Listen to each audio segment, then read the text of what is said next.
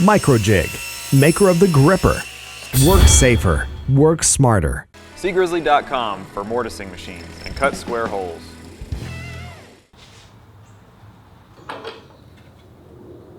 I'm going to adjust the height of this bit to be a 1/4 inch above the table.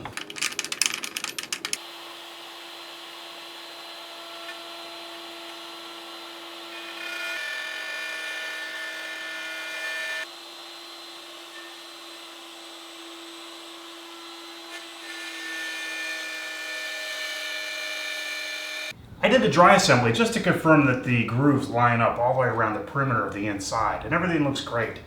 So the next thing I need to start working on is the panel.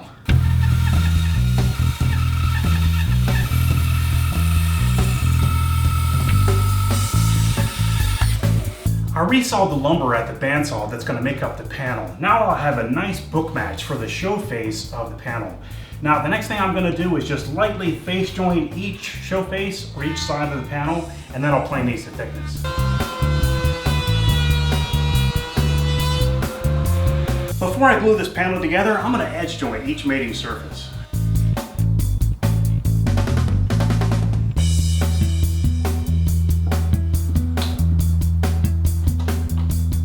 I have my panel out of the clamps. Now I'm just going to pass both sides through my drum sander a few times just to clean it up.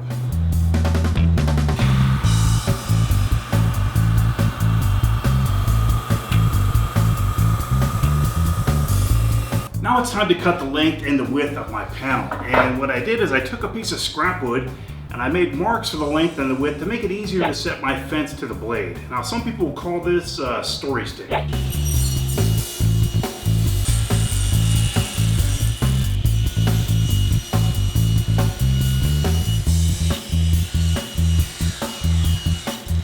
If you remember, I made a 1/4 inch groove in all of my rails to receive the panel. Now my panel is around a 1/2 inch thick, so what I need to do is form a rabbet all the way around the perimeter of the panel in order for it to fit into the 1/4 inch groove. Now in order to make that rabbet, I set up my stacked dado set and my table saw.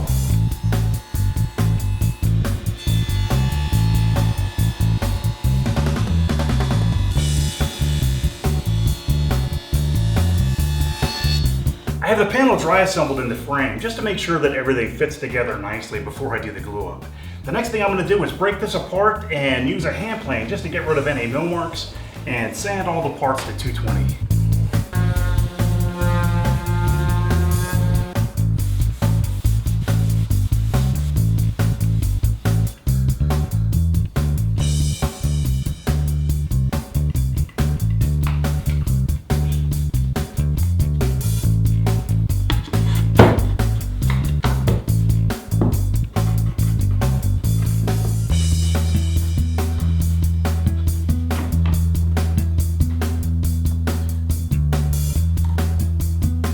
While I let the glue in the frame and panel finish drying, I'm going to start working on the frame that goes directly underneath the frame and panel.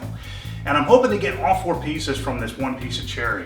So the first thing I need to do is make a nice straight edge at the joiner, then I'll cut them to the rough width at the table saw.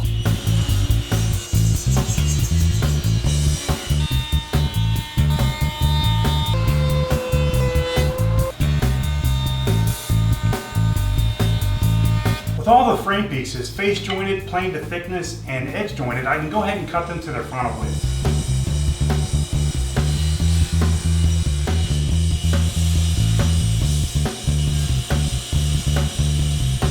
For the joinery that makes up the frame that goes underneath the tray, I'm going to use a finger joint. And to cut those finger joints, I'm going to use a stacked dado set and my table saw.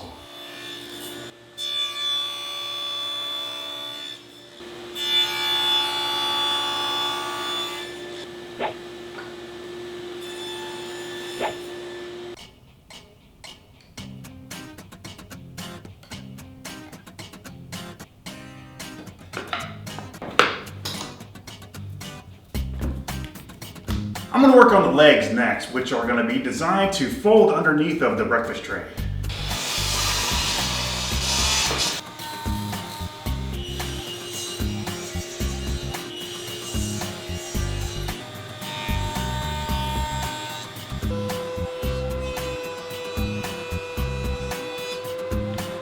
In order to get the length of the cross members, I went ahead and temporarily clamped 2 of the legs to the frame. And I'm going to use a story stick again. So I'm going to take this piece of scrap wood, put it up against one of the legs, and then just scribe a mark on the other side where the other leg meets. And that will give me the distance or the span in between the 2 legs.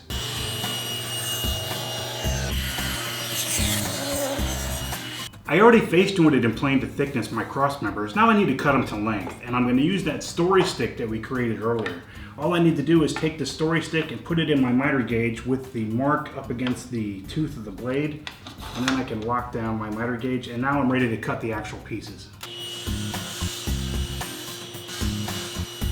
For the cross members, I'm going to stick with the whole G&G theme and make a cloud lift on the bottom of each cross member.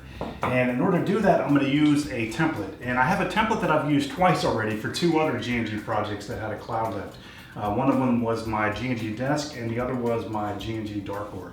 So each time I use this template, I'll write the name of the project on the side, and I'll add this one as a third.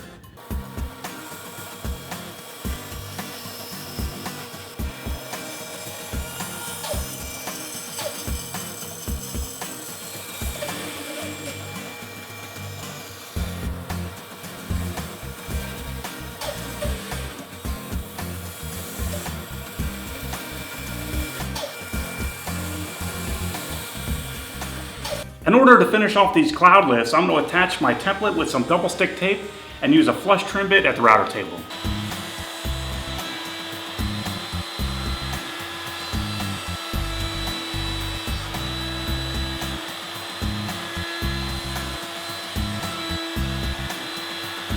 For the joinery for the rails to the legs, I'm going to use a floating tenon, and to make the mortises, I'm going to use my horizontal mortiser.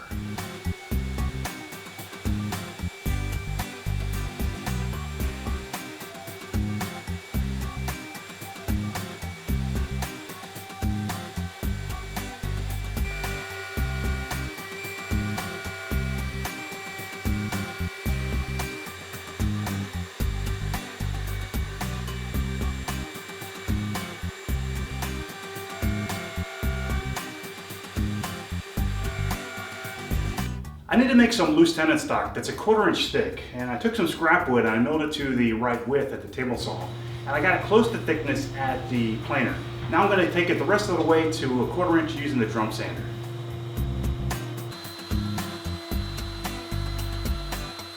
I rounded over both sides of my loose tenon stock with an 1/8 inch radius rounder bit. Now I'm just going to batch cut them all to length at my table saw using a sled.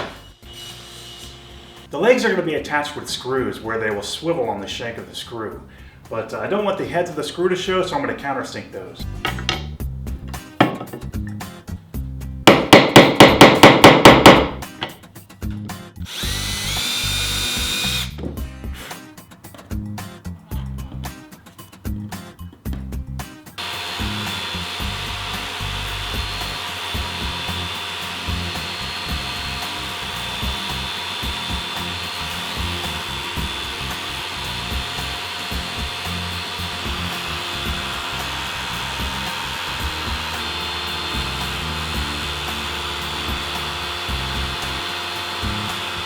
It's time for the most exciting part of this build, and that's rounding over edges and a lot of sanding.